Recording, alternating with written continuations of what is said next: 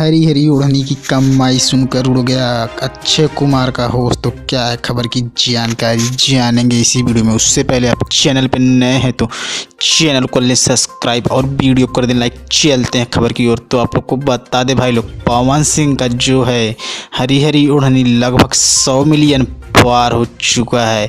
इसकी कमाई सुनकर अक्षय कुमार भी हो गए हैं पागल। बोल रहे हैं इतनी कमाई तो मेरा भी सॉन्ग नहीं करता है। तो पावर स्टार बोले हम बोलते हैं काम करते हैं ज़्यादा। तो आपको चलते हैं टॉपिक के और लेके। तो आप लोग को बता दे हरी हरी ओढ़नी की कमाई लगभग 5 करोड़ पहुंच चुकी है। इतनी कमाई तो हिंदी सॉन्ग भी ज़्यादा नहीं कमा पाती। और उसी की खुशखबरी से कि पवन सिंह ने दिया है बहुत बड़ा पार्टी। तो आने वाले समय में देखने को मिलेगा पवन सिंह की तरफ से बहुत बड़ा पार्टी।